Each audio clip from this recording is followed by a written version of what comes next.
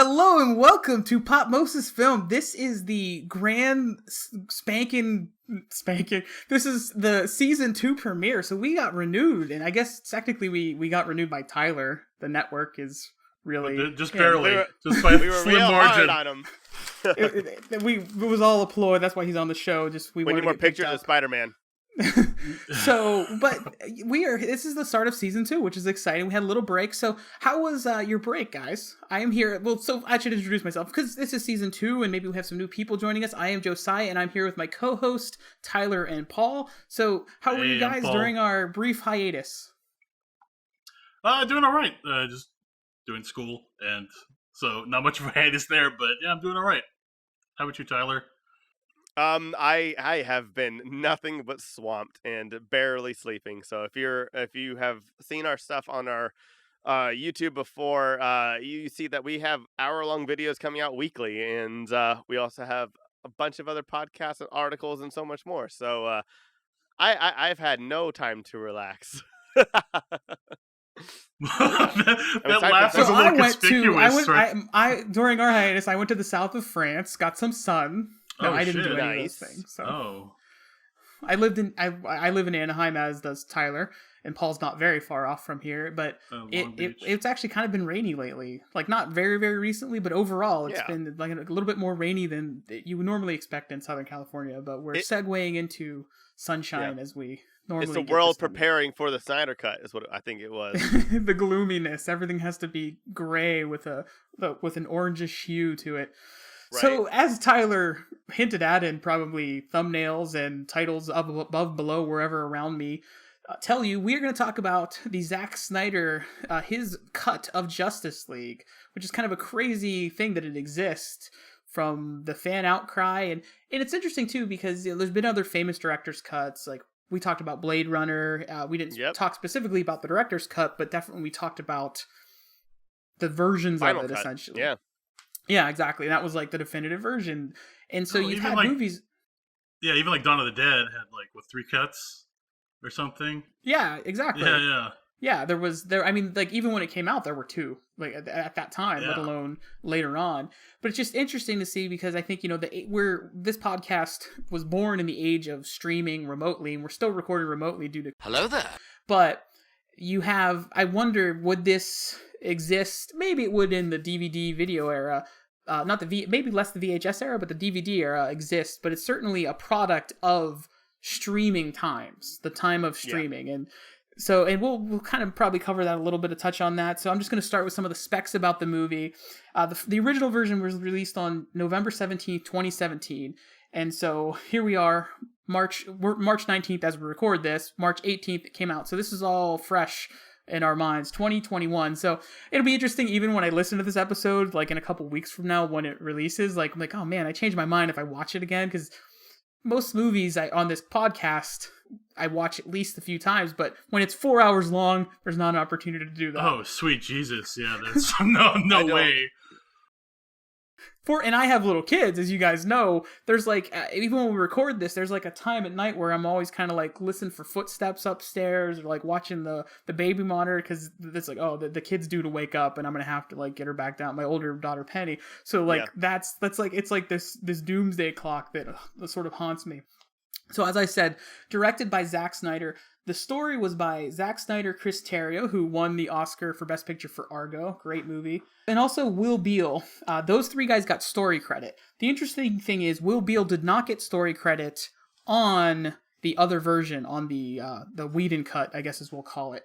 So it's just, it's like interesting that what would push him out in terms of story, because the basic structure of the story is kind of, we'll sort of touch on some of those things. It's not, we'll go where the muse takes us.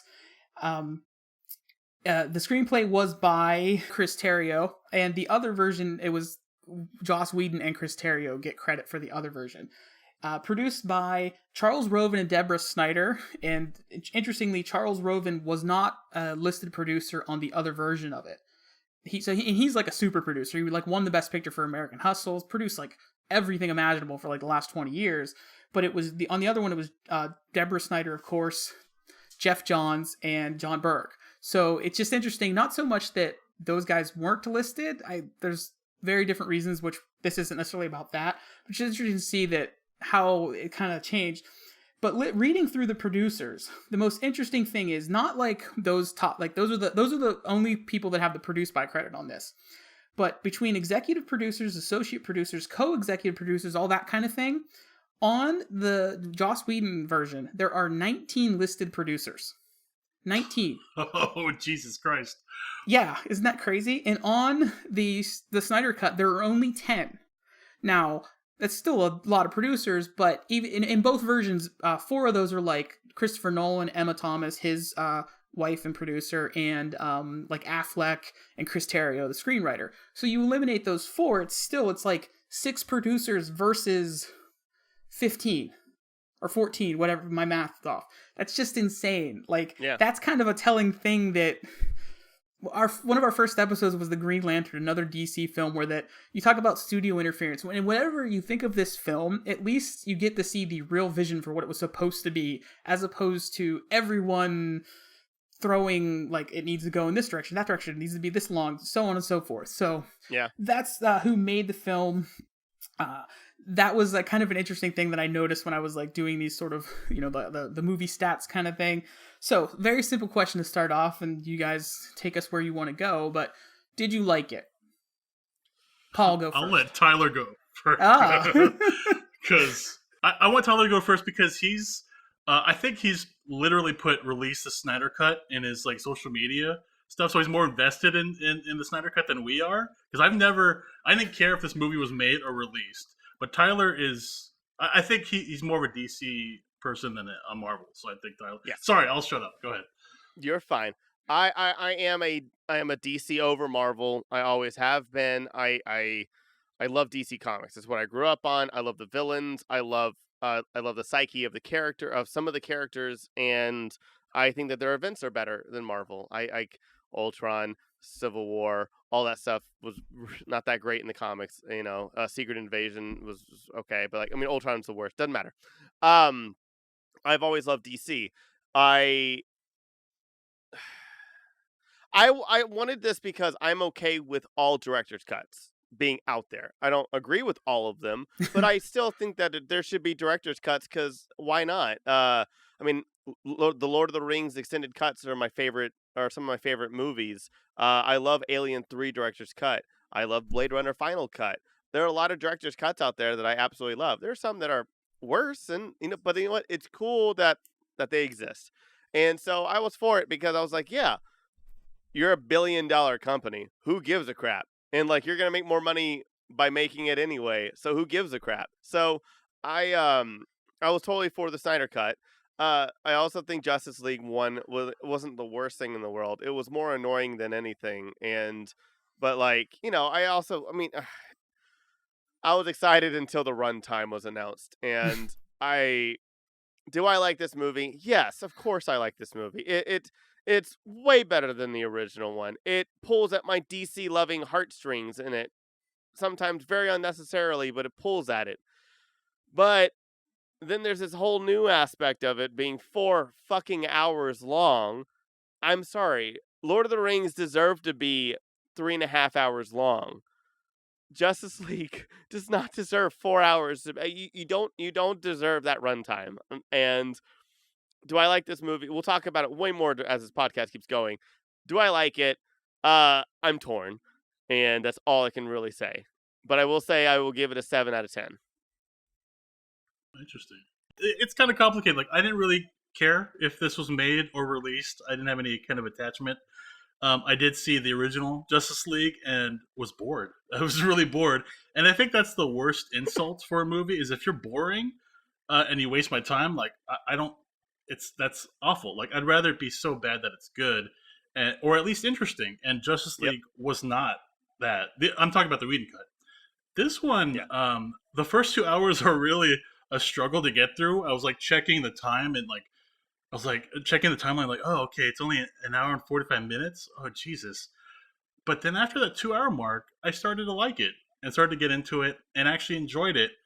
And, the thing about this movie is that every time I watch something DC, I can't help but think, where's Marvel now? Where's Marvel now in terms of what they're doing with the cinematic universe. And, we just watched WandaVision, and WandaVision was a very thoughtful examination of grief. And they very touched upon like very specific things about grief that I thought were very poignant. And Mm-hmm. we have the Justice League that's a remake of a 2017 movie that's trying to reach the heights of the first Avengers. So that's where we are in terms of Marvel versus DC. Having said that, I mean, I liked it. Is it something that I would say is on the level of like Thor Ragnarok or Guardians of the Galaxy? No. And mainly the reason for that is that, the problem with DC is that Marvel is dictating what they do. And you could see that when they're editing like Suicide Squad, how they re-edit, like Guardians of the Galaxy hit big, and they re-edited it so that the trailer and everything so that it was more like Guardians of the Galaxy. And so I think that's what the problem with Marvel and then DC even with the is. sequel, it's like, okay, how can we let's get the actual let's get James exactly. Gunn. Yeah, let's get James It's like, Gunn. even better, let's not try to make it Guardians of the Galaxy. Let's get the guy who made Guardians of the Galaxy, which I know he's smart enough to not make Guardians of the Galaxy. Yeah, exactly, Anyway. exactly. So yeah, I mean, in the long short of it, I like it. Is it Avengers Endgame? No way is it Avengers Endgame or something to that level, but it's probably like a little bit better than Thor: The Dark World. It's passable. Yeah. So there you go. I liked it a lot. I really did. I was surprised that I liked it as much as I Ooh. did. But it's one of those things that if I revisit it, how will I feel about it? And I definitely think the Whedon version really lowered my expectations so much that I was like, how is there a good movie in the bare bones of this thing? That was what I thought when I saw that. Because like Paul said, the biggest insult to that movie, I was bored. And even though this was 4 hours long, I was never as bored watching this as I was watching that version. I would agree with that. Even though it's has length. And kind of getting back to like the roots of my fanhood, fanhood, Fandom. fandom. The roots of me liking this stuff. It was for me, I was more of a Marvel person, always have been, but like Tyler said, a really good point. DC always did the big events better. Always. Still to this day they do the big events better for whatever reason. Marvel, so I would read a lot of everything in comic books as a kid, especially. I would read everything get. But it was more like with Marvel, I would read all your mainstays plus the obscure stuff. With DC, I would tend to focus on the main stuff. You know what I mean? I didn't dig as deep with DC just because it was just too much with the fact that I was doing that with Marvel. So that's why I was or they would cancel them after 6 issues. Yeah. Small ones.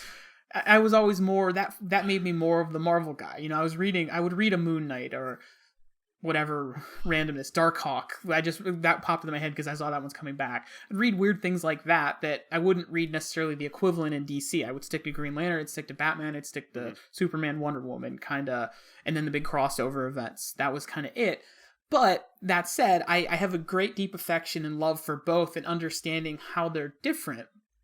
And I think the not necessarily Zack Snyder, but the studio wanted their version of Marvel instead of realizing that in the comics they have the formula for how to do these awesome crossovers better. Yeah. Like maybe your individual books aren't going to be as good as an individual Spider-Man comic in my mind at least, but your crossovers are going to be way better than any of the big storylines involving Spider-Man that I can remember. Like yeah, I mean, some of the best single comic books I've ever read are Spider-Man issues, but the best crossovers I've ever read are pretty much all at DC.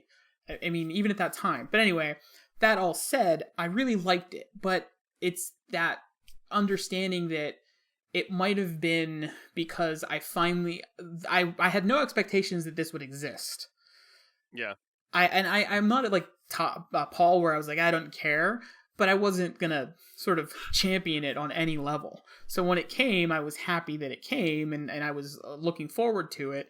But if it didn't come, it wouldn't have bothered me. Just like the potential for sequels to this, whatever.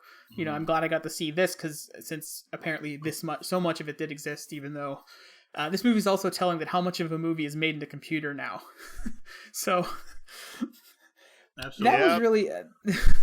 So I mean, Steppenwolf looked a lot better than the Whedon cut version. He did. He looked. Okay, so I want to say, like, there are things I love about this movie. There are aspects that I love, and then there's a lot of stuff that also still the mediocrity carries over. However, it's done better, and that's what I think what we're all saying. Like, can I first just maybe say one thing that I love about this movie is I fucking love Ray Fisher. I think Ray Fisher was unbelievable in this movie, and if you listen to our Most Extreme Ranking Challenge from last week with guest Eric Lopez from Young Justice, I go on and talk about Cyborg for a very long time. I love Cyborg. He's absolutely one of my favorite DC characters, and I loved him in this movie. I loved Cyborg. I loved him being the monster, and so much emotion. That was one thing I loved about this film. So same here. I'll say that he went from being probably, in my mind, the worst character in the other version to probably the best. Although I really love both Affleck and Henry Cavill's takes on the characters. There's decisions in each of the movies that I really disagree with, but foundationally I still like their characters and really like their portrayals of both of those actors. But watching the other watching the Snyder cut of this, wow, it's like he went from just this really horrible Iron Man knockoff to everything that makes him unique in the comics, as you said, as opposed to being an Iron Man knockoff, which is what he became, sort of just a drier version, because the way he delivers his lines is that roboticness. But yeah, I was really impressed by that. That was in particular. So yeah, absolutely. And I can see, not to get too deep in the whole allegations thing that Ray Fisher's brought up, specifically against Joss Whedon. But if it's true, I can see a personal vendetta that would have buried him in this film, in that version of the film, because I that stand character with Ray is Fisher. so good, absolutely, so good in the Snyder cut, so good. Yeah. I do definitely like how each of the characters were fleshed out more, and he had more time with them, and you kind of understand the motivations 4 hours. of their character. More time with them in those long slow motion music video sequences that everyone gets a 4-minute slow motion walk sequence. Yeah, I mean, because that's the thing about the Whedon cut is that it was just it just was so quick, and it was just all action and nothing really memorable about it. And the funny thing is, when I was watching this, I don't remember any parts from the original, the Whedon cut. I wasn't oh, I remember that scene. I remember that. Didn't happen at all, because the Whedon cut was so boring and so just forgettable. And I think, in fact, a day later, I forgot what happened in the Justice League. But at least this one is it's more sticking in my mind, the different action scenes.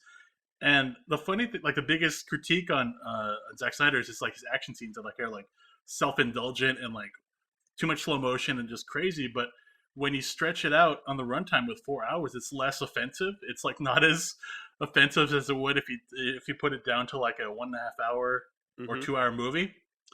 So yeah, I mean, I enjoyed it. I wish I was thinking of one scene that would have been great with Cyborg is if he actually went out to the football. They had a scene where he scored the winning touchdown, and if they had a scene where he goes out in the football field when it's empty and he's remembering his glory days, that'd be awesome for his own movie. I didn't want any extra scenes in this movie. Oh, really? I just to kind of flesh out the character a little more. Paul's I want 30 more seconds. Tyler's no more. Paul's just 30 more seconds. No, but you know what I mean? I just I know what you mean. I know what you mean. I was thinking with Cyborg, it kind of reminded me of RoboCop. How his old life is past him. Everybody's moved on, and to kind of sell that aspect of it, that everybody's life moved on, would have been kind of an interesting, story thread to go on and to layer. Do you need to say something or? Yeah, no, I have a counterpoint. I disagree entirely, actually, because I said, I see Cyborg in this, and actually how he is a lot in the comic books too, is that he's very, very complex, and he is a weapon. It's he feels he is first a weapon and a monster first, secondly a hero, and that's just how he is also in the comics, and they do a damn good job that in this movie, or at least Ray Fisher does, with his emotions and how he looks.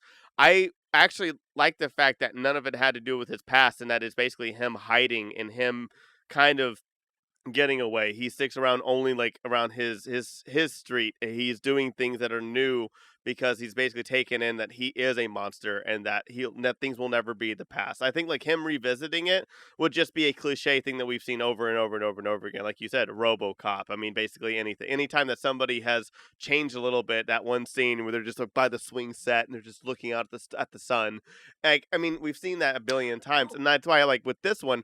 He is like the creature of the Black Lagoon. It's just kind of this thing where it's just like, well, I got to survive. I don't know what I'm doing.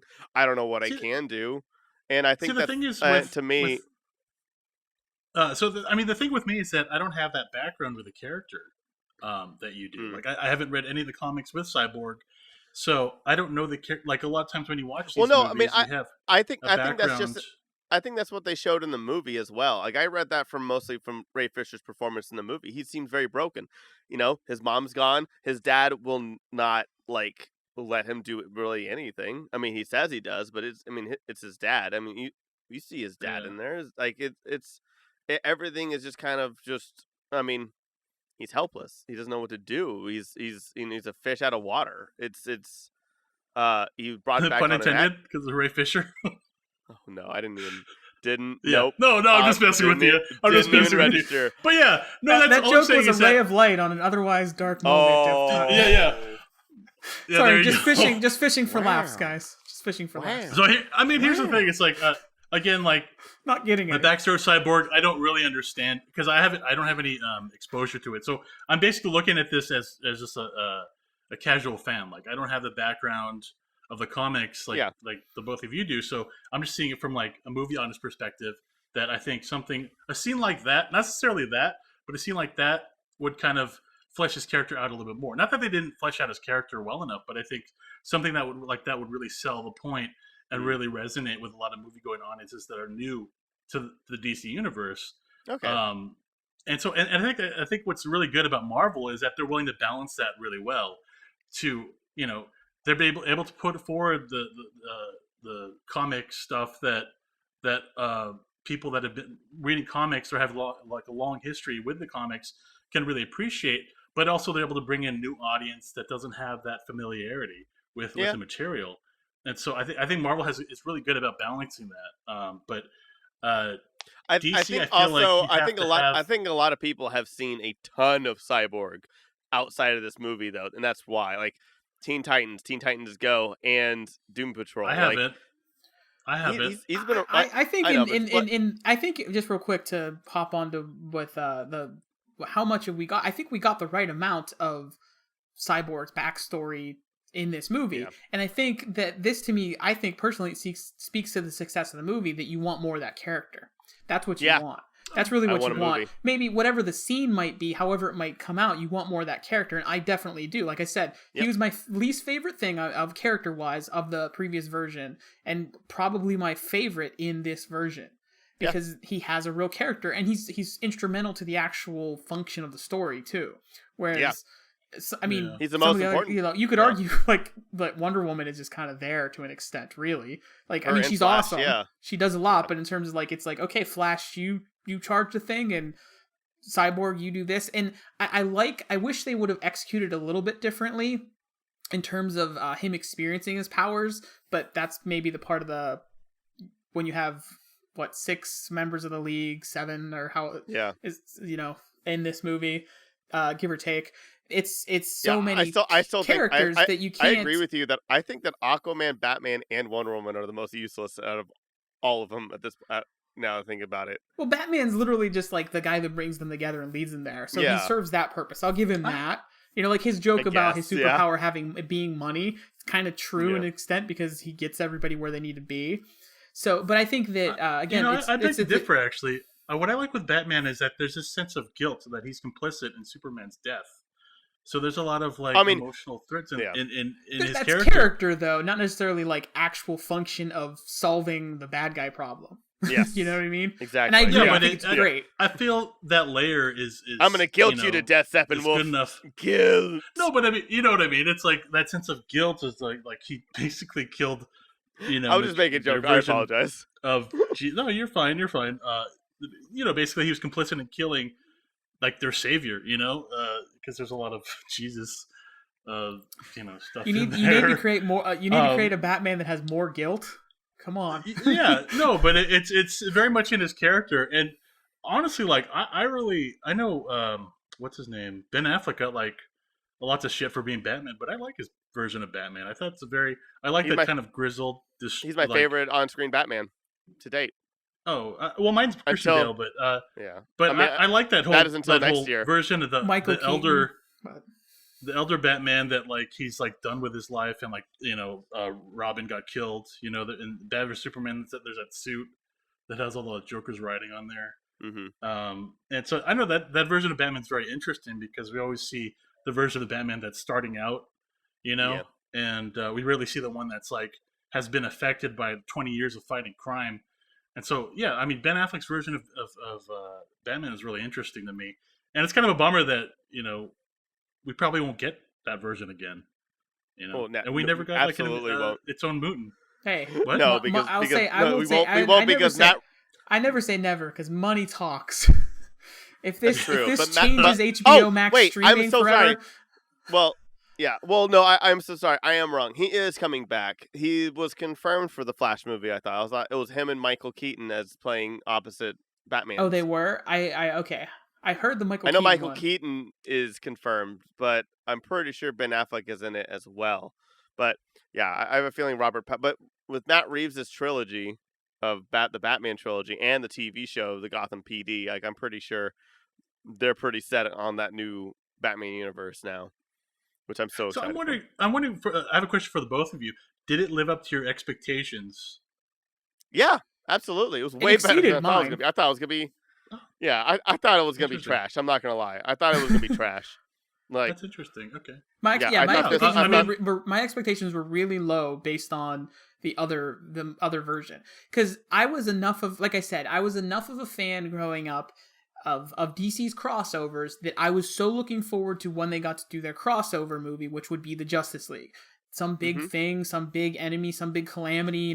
The Infinite, like going back to Crisis on Infinite Earth and in the many Final Crisis and all the way through. There's so many good stories that they've told that I thought they can't get this wrong if they just kind of tap into that. Even if it's not great, it's going to be entertaining. And it wasn't even entertaining to me. It was so boring. I didn't care about anything like in that movie. And it's kind of, I think maybe that's why I'm so amazed that it's the same movie foundationally that I'm watching. Like that, it's like I really, really liked it. But I think it exceeded my expectations because the bar was set so low by the other version. But I liked it. This is probably my favorite of the Snyder DC movies.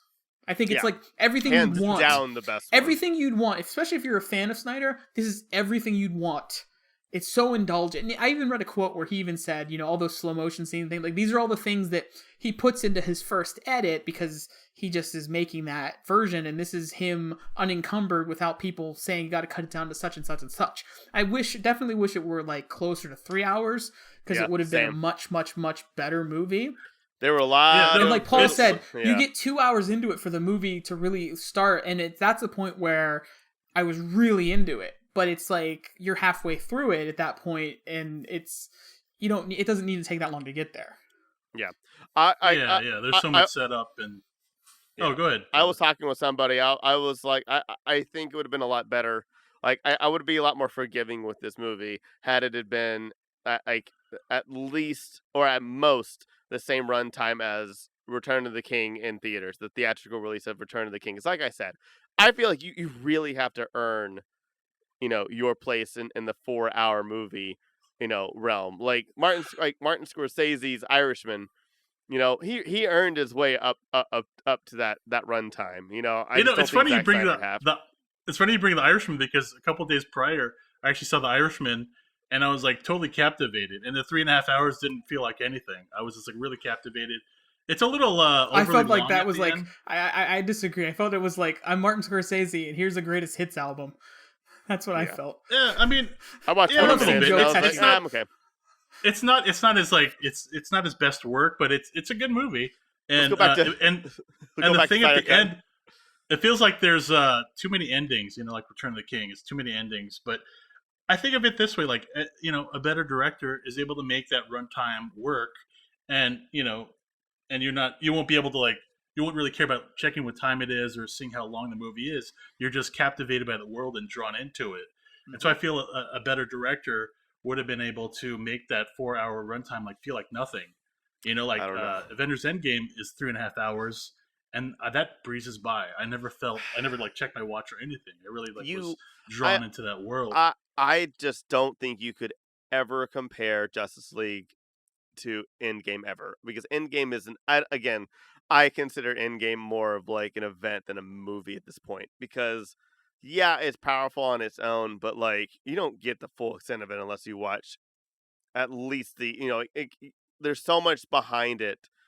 I mean, at least you at least at the very, very, very least, you have to watch Infinity War. At the very, very least, so you're at least watching a whole. And that's what I'm saying. I think Endgame is that's a problem. That's a problem with DC, is that they tried to do Endgame, but they didn't earn that. Marvel built up these characters for years to where you have a personal connection with them and attachment to these characters. Oh yeah. And DC just tried to go right to Avengers, and they tried to fast forward without building these characters to really get you involved with them. And what I don't understand, which is weird to me, is that Man of Steel came out 2013. The Dark Knight Rises was 2012. If they reworked it, they could have took the Nolan Batman universe and kind of had it segue into the Man of Steel era, because Superman was changed the game. They always say the arrival of the Superman is changed the world. And so they could have established the grounded universe from the Nolan Batmans, and then boom, Superman's here, and it just changes the game all around. And it would have been interesting to kind of connect the Christian Bale Batman, which they've already developed, with Man of Steel and the Superman. So I think Nolan didn't want that. Yes, they talked about it. Let's go back to the Zack Snyder Justice League, but Christian Bale and Nolan were both absolutely not. But okay. So just kind of circling back around the running time. I think the running time, it's I mentioned at the beginning, it's a function of the age we live in, because we stream things now. And even though it's not broken up into episodes, it's still broken up into those chapters. And I noticed that whenever I paused the movie, there were little markers on my screen, so that if I wanted to, I could start at which chapter I wanted to later, so you could fast forward to that right spot. It's just interesting. So it's the movie was, even though it's 4 hours long, it's built in a way that it's built for a world of streaming. It's it wouldn't be 4 hours. Even I feel even if it were 10 years ago or so, and it were on Blu-ray or DVD, I think it would have still been shorter. I don't know. Yeah. So I think it's just a function of that time. One other question I want to ask you guys about, and I know there's the reason for it, but what did you think of the aspect ratio?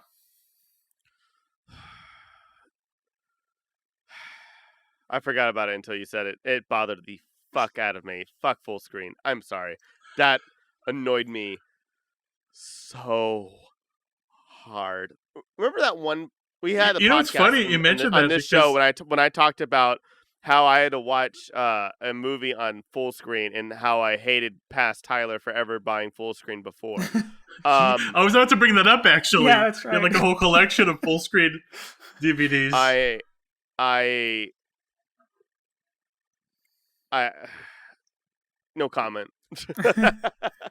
What do you think about? Are you gonna have a? I played the fifth. God. I think it's fine. I mean, that's his vision. He wants to do that. What is it? 133.1. Yeah. Is that the? And apparently, go ahead. I'm fine with it. I mean, that's his vision. And it's funny because doesn't he cite IMAX? He wants to do it an IMAX ratio, and yes, IMAX I think is that's 178.1, and it has whole widescreen. It's both wide and tall, and that's the IMAX ratio. So he didn't really do what he wanted to do, it was his original intention was. So yep. I'm fine with it. It wasn't too distracting. It's just kind of a bizarre choice, but then Zack Snyder's kind of a bizarre he makes bizarre choices all the time. So it was my in understanding line. though that that it was shot like that, and that the Whedon version was then cropped. So just okay, we're getting less. But I'll say this, it was very bizarre watching it that way. It was like I'm watching an episode of Seinfeld or something that's just that old aspect ratio. It reminded me though, I thought it was a weird connection. You guys remember the Justice League cartoon in the 90s? It was on Cartoon Network at the time. No, Justice League Unlimited. Unlimited, and they League, would add the letterboxing to it to make it seem more cinematic. But the funny thing was, in that instance, they were putting a letterbox because it was animated at the normal aspect ratio for a television, and they were putting the letterbox so they're like, if I put black bars above and below me, I'm still filming all of me, but I'm blocking it out with those black bars. That's what they did with that old Justice League show. So I just thought it was an interesting, like, whenever I heard about the aspect ratio, it like connected me to that. I'll say watching it on my television at home, it made it a smaller experience than it should have been. Now, maybe if I saw it blown up on an IMAX screen, it would have been great, but then I would have felt every minute of those 4 hours. I guarantee you that. That's the other side of it. So it's weird because like it's a product of the streaming era in terms of like the running time. Okay, it's 4 hours. You can split it up and go take a nap, come back, whatever you want to do. Take a day off, come watch the rest of it, that kind of thing. But then you're also watching an aspect ratio that we don't even watch football like that anymore. Sports and things. Every regular television show is sought in widescreen because that's how we see with our eyes. We don't see in squares in life other than Instagram. I understand maybe cinematically if it were in a movie theater, but watching it on a television screen, it made it.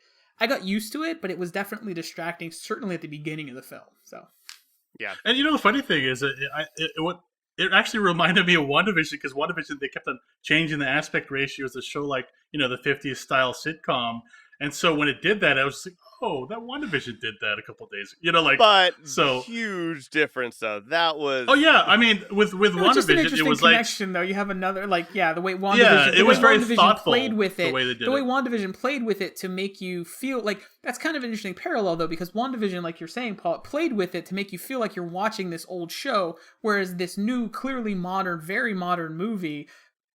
At first, it made me feel like I was watching an old show, like an episode of Seinfeld or something like that. And that's kind of like a metaphor for Marvel and DC, that Marvel has the intention and the thoughtfulness to do these things, whereas DC kind of just does it and doesn't really have the intention or reasoning behind their decisions. So like that alone is kind of a good metaphor for Marvel and DC.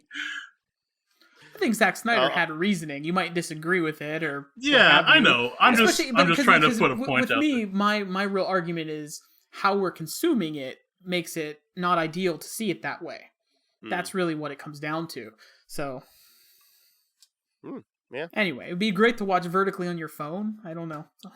I guess so. I mean, Tyler, did it change did it ruin your taint your enjoyment of the movie at all? The aspect ratio?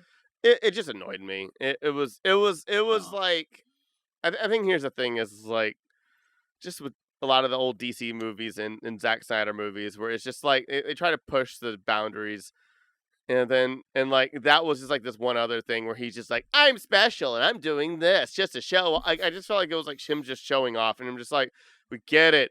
God damn, dude, just make the fucking movie. Just have Batman throw a batarang and Wonder Woman, beat the shit out of a guy. Like, fucking, just give me the fucking movie. And it was just annoying. I like I said, it was just like screaming, like, I want attention. I'm 4'3", and you're just like, all right, cool.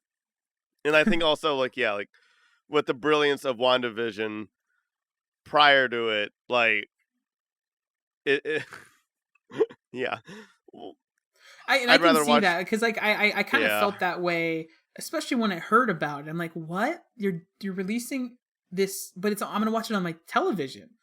I'm not watching it blown up on a big screen. Like if I were, I would love to get an opportunity to see it in IMAX or this amazing high resolution, but I doubt it's ever gonna happen. I doubt I'm gonna find 4 hours, even if we're playing somewhere to give to. I'll just wait 2 hours and then go pop in for the last half. But yeah, I mean, it didn't bother me. I got used to it. It's just like I said, it just seemed like a stunt or just it's annoying. like a gimmick.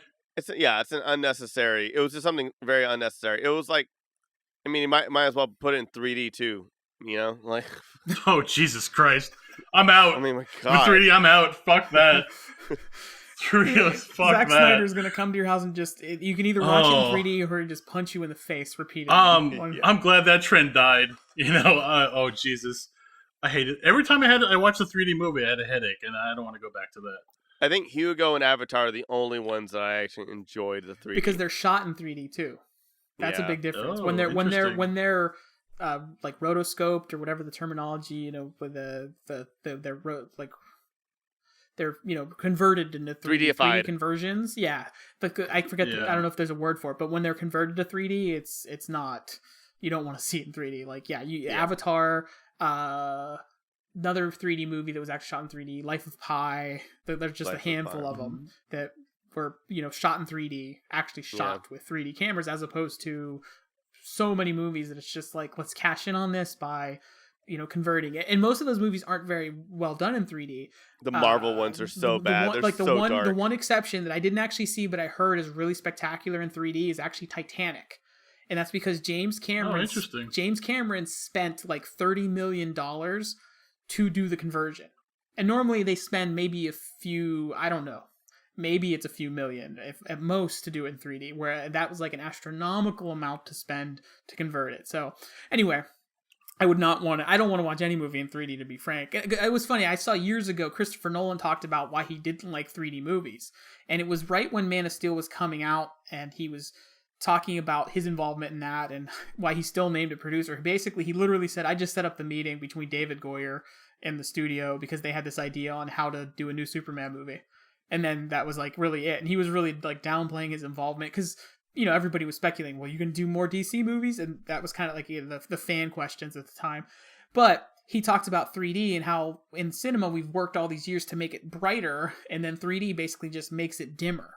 So all this brightness that they've worked towards, and they spend hundreds of thousands of dollars on lighting rigs and so on and so forth, you're just like, diminishing all that. So anyway, we're talking about this movie wasn't even in 3D, and we're talking about it. Yeah. So what do you guys think of the characterizations in general? Like, let's talk about. I want to talk about Steppenwolf because I thought he was one of the worst villains ever in the other version, and he was awesome. Like, I know vaguely Steppenwolf in the comic. I think he's like actually Darkseid's uncle or something. Like, they're related, but he's not. I don't think he's subordinate to him. I don't know. I'm not an expert. He's very subordinate to all of them. All of them are. But I think like relationally though. But yeah. Yeah, like and yeah, I read like New Gods, the Kirby stuff, but it's been a while. And I read the 90s New Gods that Mark Evanier wrote, but I haven't really read a lot. Again, that's like I didn't do like the more deep cuts, even though New Gods is some good stuff. Yeah. So, what do you guys think of, particularly with Steppenwolf and the characterization? I thought he was fantastic, and just the look of him, from like just some weird dude in a big helmet to a scary villain. Yeah, I'm like I said, I think everybody is better in this movie. Yeah, I mean, except for Joker. Except for Joker. Fucking hell. Well, that was one of the few things, right, that they actually, it was written and added on for the director's cut version, so that you can talk all the one scene? You can the one scene at the end. You can talk all you want about, like, Zack Snyder's talked a lot about the original vision, and then he adds something in that wasn't even part of that original vision. Shouldn't have been in it. And I like I like the idea that if we never see another of the Batman Affleck, at least we got a moment where Joker and he interacted. Didn't care for it personally, but yeah, I actually disagree. I like that interaction between Batman and Joker, and I think that portrayal kind of like makes up for the crappy version in Suicide Squad. So I actually enjoyed that moment. It was a fun moment. It was too Kevin Smithy for me, especially when he talked about giving him a reach around. I was like, oh fuck, that really killed it. That really killed it. Yeah, yeah, that was really bizarre. But like, the Kevin Smith like this bullshit. What the fuck, man? I just like how Joker was pushing his buttons, and Batman's buttons, I guess what it bothered, what bothered me, like that reach around moment, it got so strangely vulgar, and he's like, And I'm the one who swears the It's least. like, fuck you. Yeah, when Batman says that, it was just like, and I know there was a few other places in the movie where they used it since I assume it's R-rated or no ratings, and they didn't have to worry about it, for whatever. But that really, I was like, well, this is kind of like not just like the interaction was good, but it like kind of became like it crossed the line for me in a weird way because of that like vulgarity. And not like I was offended, whatever, but it was just like, whoa, it didn't feel like those few lines didn't feel like it fit with the movie. It's just not in tone with his character at all. Yeah. Like it's this really bizarre choice. I like Jared Leto's performance in that moment, though. I want to say that. Yeah, I thought it was creepy. It was a more a better portrayal of the Joker than the Suicide Squad version. Sorry, going back to Steppenwolf. That's okay. I with characters in general, though. Yeah, Justice League. The Whedon cut. He was such a generic vanilla villain, boring as fuck. I don't even remember what he looks like. Honestly, like he's just like a shitty villain. In this one, he's like better. He's still generic. I'm not. Again, what I hate is the fact that every time I see a DC movie, I have to compare it to Marvel. Like like my brain goes. You don't back have to. I don't. I never do. Oh, I always do. Unfortunately, and so I think of like of like Thanos. I think of Loki. Like all these Marvel movies are kind of like in the back of my head. So comparing those, like I think Steppenwolf was just an okay villain. With animation wise, I wish they had like a bigger brow ridge so that he could emote more. Because essentially, if he had a bigger brow ridge, he could emote more with his eyebrows, and you could see more of the emotions. Like the animation on his face was kind of stilted, and really kind of put me off. So I didn't really connect with the character in the way I should have. And what's I think was kind of distracting is his like beautiful eyes. Like he had like weirdly beautiful eyes and like this like grotesque like demon face. It kind of reminded me of in Doom, when you play Doom, the last, like the 9th episode, there's like the cyber demons or whatever. Like it kind of had that same kind of character design. Yeah, I mean, I like and as far as other characterizations, I like Superman. I thought he was I like the quiet moments where he's like holding butterflies and he sees his mom and all of that. Like I like it. If that's more Superman like. So Princess Superman. That's a T-shirt right there. I like the quiet moment where he's holding butterflies. Disney Princess Superman. Penny, my 4-year-old daughter, would also pick that as her favorite moment, I'm sure. What do you guys think? We've never seen Superman do that before. Not Batman saying fuck. I'm kidding. Yeah. Well, jumping back to that, what do you guys think of the overall level of violence in this movie? It leaned much more into that R rating. What do you guys? What's your take on that? I think everything was fine. I think it was fun. I think it was a lot more interesting. It's a good movie. It's just an hour too long, or 45 minutes too long. And also, no, I hate that scene with the Joker. I think that whole thing should be cut out. It's not going to go anywhere. Who gives a shit? Unless it does go somewhere in Flash. I don't know. I just think it's. I was like, okay, we have 2 Injustice games. Please, no. Like you don't need the scene. Yeah. Everybody was fine. Like honestly, I don't have that many complaints. I know I'm doing it more like for like I guess like entertainment effect, but like I mean it's fine. Everybody was better than the last mediocre, forgetful Joss Whedon cut, and so I'm ecstatic. I think that Zack Snyder improving on characters is rare for him, from what we've discussed from the 2 movies that we talked about him before, and maybe he might be getting better, and I think maybe this showed that, and that's literally all I have to say.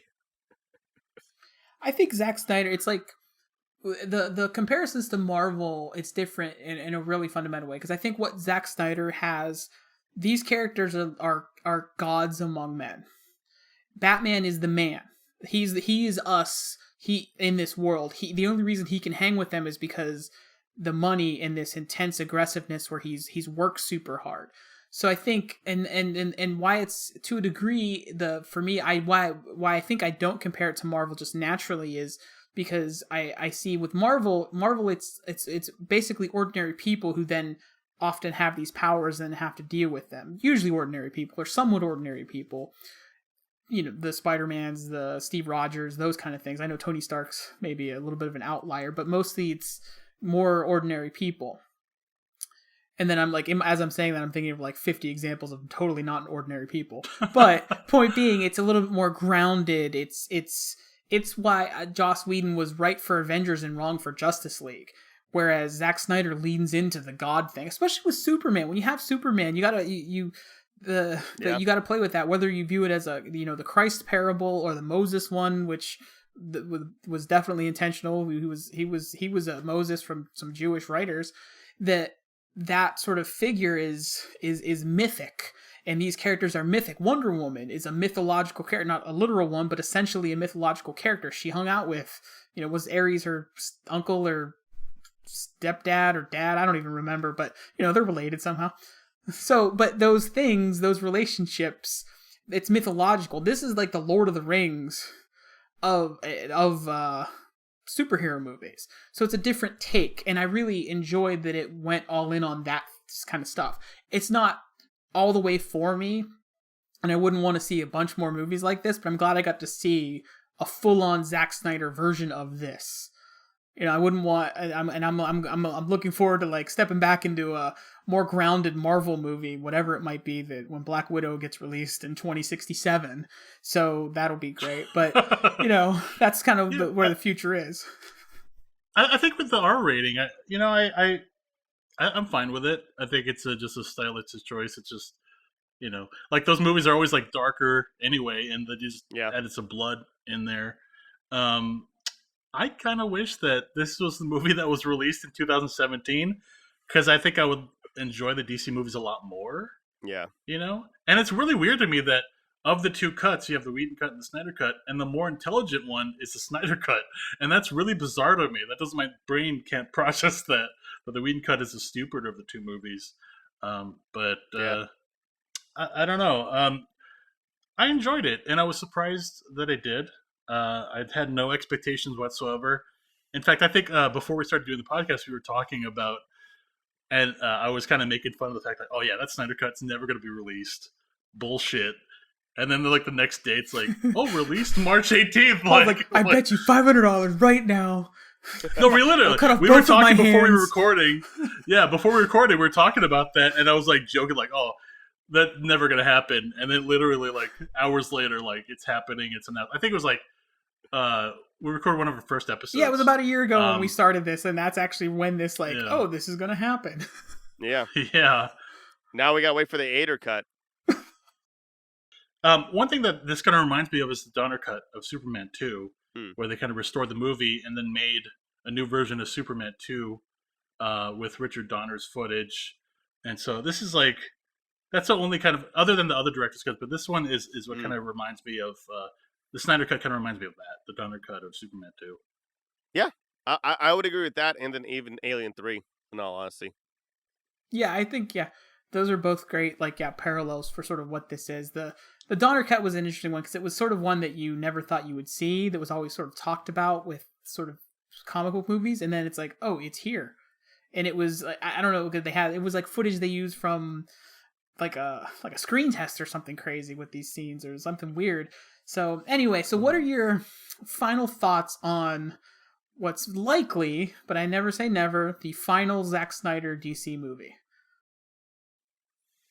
I'll let Tyler go first. No, I think it's a good way to end. I like their direction now, where nothing is really connected anymore, unless the writers and directors want it to be. Everything is now being treated as a one-shot or just a new franchise, like the Batman with Matt Reeves. And so it was fine. I wish it was shorter. I really wish it wasn't in 4:3. And, good for Zack Snyder to be able to finish it, to be able to do a director's cut. I think his daughter would be very proud and happy. And, so I hope they're okay. And finally got to do this, and I believe Ray Fisher, and so I think this is a good chapter, or a good bookend, like a good last chapter, and I'm also just really terrified of the Flash movie. So Michael Keaton's in it. That's all we need. We're good. What? yeah, after the 8th director got left the project. So yeah, as far as this, yeah, I mean this movie's fine.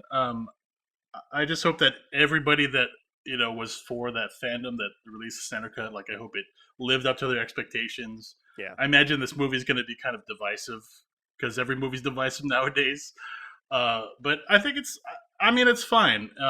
And one thing that I don't know why this entered my brain, but I was thinking like, in just my opinion, I feel like Marvel's like Mozart, right? And DC's like Salieri. And no matter what DC does, they'll never reach the heights of Marvel, unfortunately. And so that's what I always think is Mozart and Salieri. I don't know why that entered my brain, but it just. I mean, happened. I disagree. I think without, I don't know, man. Like, I think without. I just.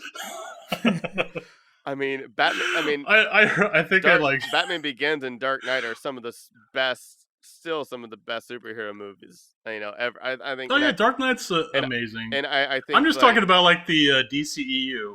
If you do the MCU and the DCEU. Oh no, I think that they're just like the cheater in class who is copying off somebody, but can't read, or he's like I don't know. Or I like my metaphor better. Here's my metaphor. It's somebody cheating on a Scantron, but there's 2 different versions of the test. Nah, I like that analogy. I've taught, so. All right. Yeah. Anyway, so for me, just to kind of wrap it up, I think I liked it a lot. I really, really enjoyed it. Judy and I watched together, and we were both really on board emotionally, and that's what matters. A movie entertains you. It did everything that I wanted the original one to do that it did not. The Whedon version. It hit it hit the buttons in the right way. It wasn't a perfect movie. I don't even know. I call it a great movie, but it's a very good one for a comic book movie. It had the action was really cool. The characters were really good. The performances were better because like even like Ray Fisher in that other version, like he seemed bad because you just get him being robotic without the context of like the sort of more human him to then so I thought he was bad in the other version, but he's not. Anyway, he's really good and like and his CG was so bad in that one, and it's perfected in this one. So out of us 3, who would you think is likes it the most of us? I guess I have a love-hate relationship with it, so I guess Josiah. So probably Josiah. I'm probably in the middle somewhere. You know what? It needed more Russian family. Yeah, let's not even. Yeah, we don't even need to talk about that. Wow. That's a great difference because that's a way. If you watch the end of the movie, right, Flash becomes instrumental, whereas Flash is like, I got to push away this truck with this Russian family on it. Like totally different use of the character. Flash was going like it was the way he was used in this version was awesome versus I got to push a truck. I love that effect where like all the bones and sinew are going back onto the characters. Like that was a great special effect. Really cool. Yeah. And those are really ready to and I was hooked on that moment. Yeah, exactly. Yeah, like cool. Sure, the absurdity of it when you think about it logically, and in any of these movies like Thanos, whatever. But when the movie brings you in and holds you there, which this movie did for me, that's all I need. Yeah, and I was entertained, thoroughly entertained. I didn't feel like I wasted 4 hours of my time, and I was really worried about that. So I want to say, as Tyler kind of touched on, that I can imagine being a father. My daughters are very, very small, to losing a child, let alone to suicide. I cannot imagine the gravity of that on your life, your art, especially as an artist, as Zack Snyder. I'm a writer.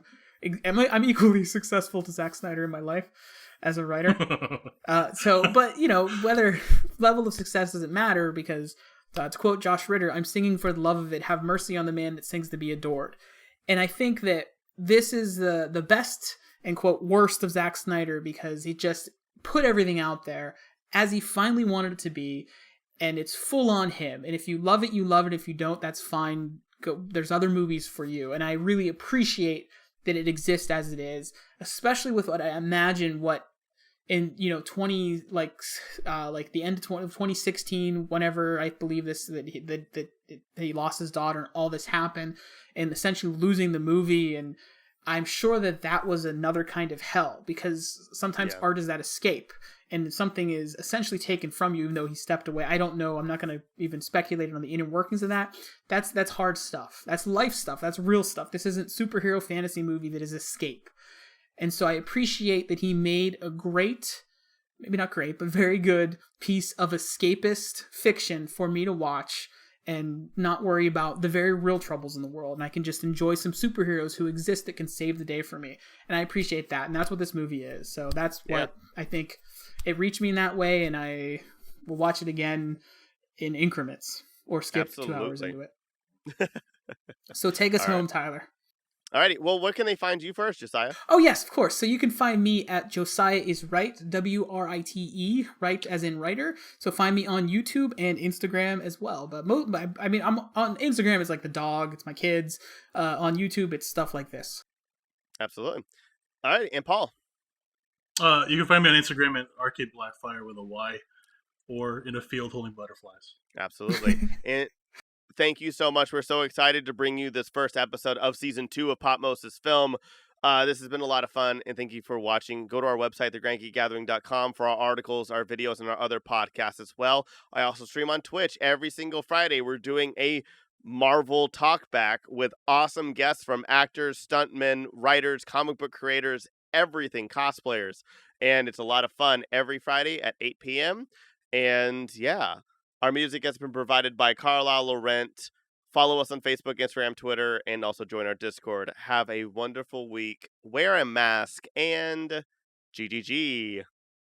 What's on the silver screen? They do wouldn't believe.